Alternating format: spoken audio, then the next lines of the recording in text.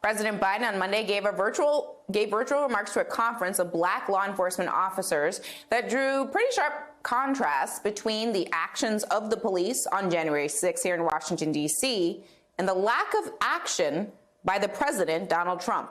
On January 6th, we relied on law enforcement to save our democracy. We saw what happened. The Capitol Police, the D.C. Metropolitan Police, other law enforcement agencies were attacked and assaulted before our very eyes, speared, sprayed, stomped on, brutalized, and lives were lost. And for 3 hours, the defeated former president of the United States watched it all happen. Donald Trump lacked the courage to act. You can't be pro-insurrection and pro-cop. You can't be pro-insurrection and pro-democracy. You can't be pro-insurrection and pro-American. President Biden said Donald Trump lacked the courage to act, which might be just the kind of comment to get under the former president's skin, and as if to remind us that the power that Donald Trump continues to have over the Republican Party. We saw him here in Washington, D.C. on Tuesday, speaking to a think tank that was started by his political allies. It's his very first time being here in the Capitol since leaving office. Here to discuss some big political stories, President's return to Washington, D.C., and the alliteration in President Biden's comments there. Michael Singleton, a political consultant and host of Screen Share on MSNBC on Peacock. Also, Molly Jong-Fast, contributing writer for The Atlantic and author of the newsletter Wait What?, which I just like saying, so I did. Michael, President Biden said you can't be pro-insurrection and pro-cop. Could that be an effective campaign slogan for Democrats? Would say some of these independent suburban voters, suburban white voters who strongly support the police and are scared off by slogans like defund the police?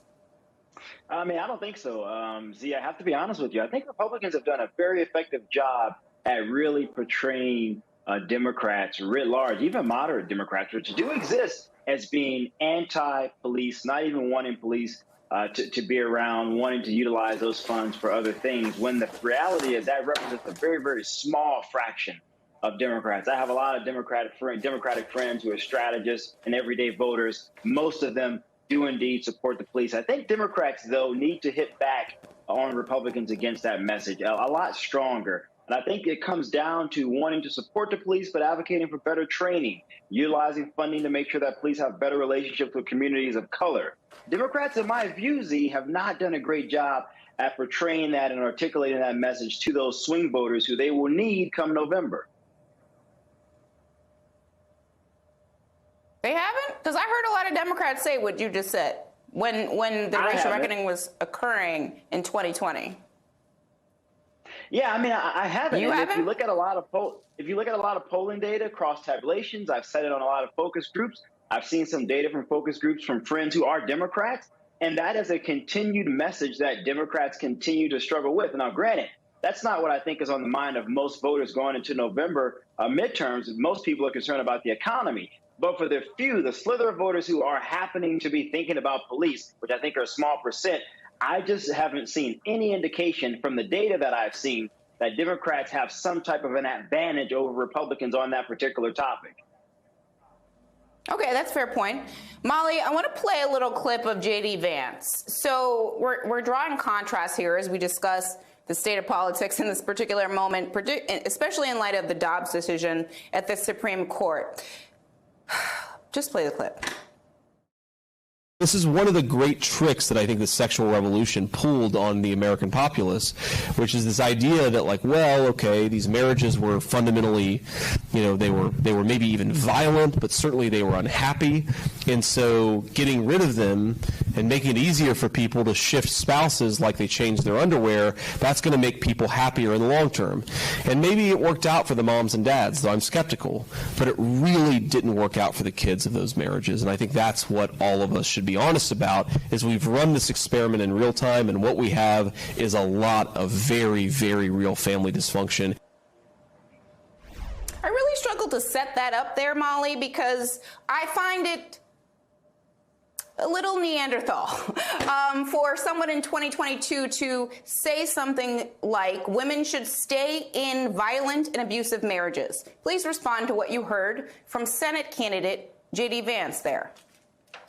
Well, it's amazing stuff, and I think it really speaks to where the Republican Party is right now. They are all in on misogyny, right? They don't have, just look at overturning Roe. They no longer have these exceptions for the life of the mother, right? This is not about life. This is about punishment. This is about control. And you're seeing that with this J.D. Vance comment. Of course, people should leave abusive marriages.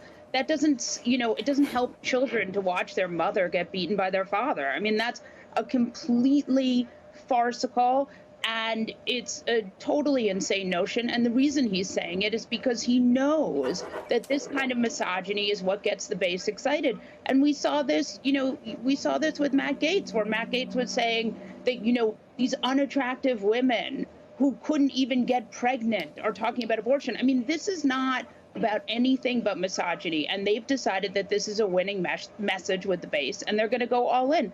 And it's so disheartening and disappointing and tragic to watch. And the consequences of it, I think we will see more violence towards women, and it's just a terrible thing to say. Sure, Michael, take your point that defund the police is a little bit of an Achilles heel for Democrats in terms of their messaging. Mm-hmm. Why isn't this an Achilles heel for Republicans in terms of their messaging? I understand they're pandering to a base, but if the goal is to attract those suburban and independent voters you were talking about, does this work?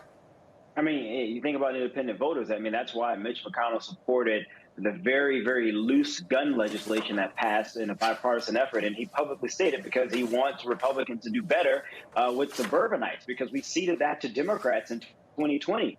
I don't know who the constituency, who those folks are that they're speaking to when you talk about J.D. Vance or Matt Gaetz. I got to be honest. I'm appalled by this, Zerlina. I would never want any woman to stay in a relationship where a man is beating the crap out of her. No, absolutely not. Get the hell out of that relationship. Get the hell out of that marriage. That man should be in jail. I certainly would not want to run on a message that it's okay to be in a physically abusive relationship, whether you're a man or even a woman.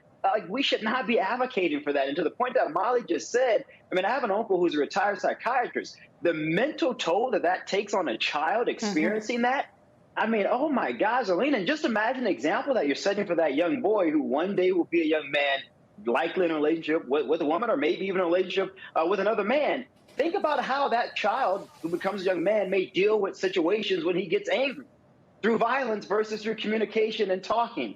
This is not a message that Republicans should be running on. This is not how you win back suburbanites, independent swing voters. And this is certainly not how you bring women back across the fold. This is just not good politics in my perspective.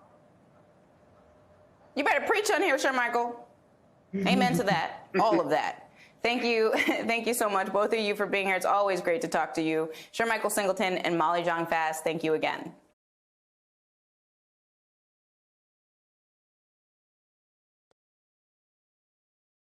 Hi, I'm Zerlina Maxwell. Thanks for checking out our channel on YouTube. You can see more from Zerlina by clicking any of the videos on this screen, and make sure you subscribe below to stay up to date on the day's biggest stories. Thanks for watching.